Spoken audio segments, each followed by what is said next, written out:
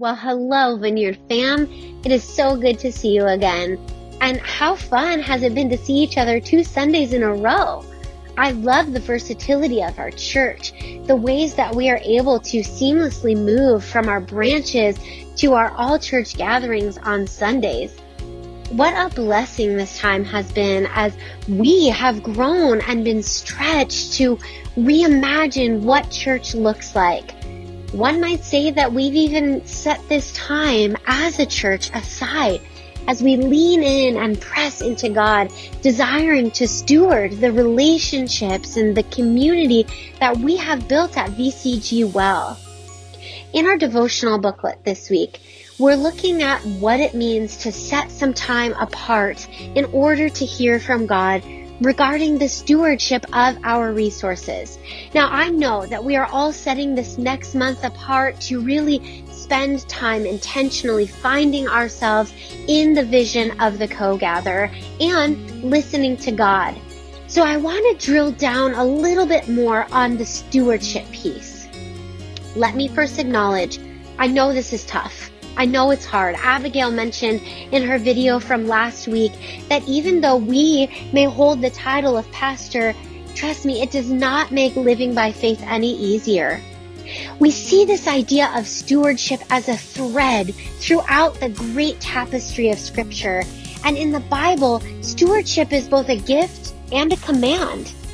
First, we see that God created all things, and this is an important place to start because it reminds us that God owns everything from the very beginning. And next, we see over and over again God delegating the responsibility of managing the things that are God's to us. In Genesis 1, it says, "Then God said, 'Let us make humankind in our image, according to our likeness, and let them have dominion over the fish of the sea and over the birds of the air and over the cattle and over all of the wild animals of the earth and over every creeping thing that creeps on the earth.'"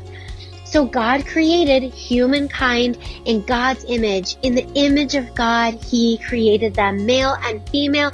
He created them. God blessed them and said to them, "Be fruitful and multiply. Fill the earth and subdue it, and have dominion over the fish of the sea and over the birds of the air and over every living thing that moves upon the earth." This is God's great gift to us, to steward the resources of the birds and the fish and the whole earth. But it's also a practice for us as we live out this high calling. We steward the things that God has given us for saving, for giving, and for helping.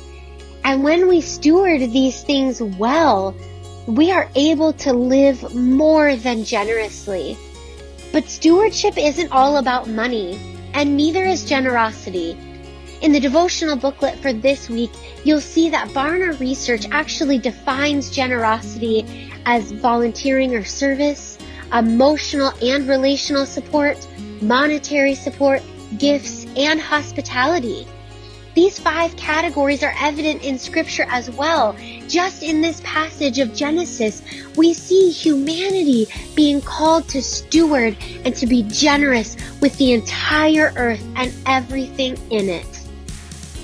As I said before, this is tough. Stewarding well and living generously is both a gift and a discipline, and we want to equip you to live generously with all of the resources, which is what this devotional is all about. Another tool that we'd like to provide you with is this book, A Spirituality of Fundraising by Henry Nouwen. This book was foundational for us as a church staff and a pastoral team as we formed this devotional. But Nouwen goes into much greater depth and theological frameworks than we could honestly in the span of a 4-week time. If you are interested in this idea of stewardship, particularly generosity in the Bible, we would love to purchase this book for you. You'll see in the weekly email a link to a form to fill out if you are interested in receiving this book, and we will get it to you so that you can spend some time really letting it sink in. And if you're interested in learning more, Sue Payne and I will be hosting a meeting or two on the idea of generosity and stewardship. These times will ultimately be a place for us to discuss this book and a general understanding of what stewardship might look like for us personally, as well as a church in this time as we embark on the vision of the Vineyard Co-gathered together. So stay tuned for more details on that. We would also love to see you on Wednesday at lunchtime as we break our fast together and talk through what God may have been revealing to you over this last week and couple weeks. So we thank you for the ways that you are pressing in to this time. We thank you for what you have already done to set apart this time and to steward this time well. Grace and peace to you, Vineyard Church Glendora.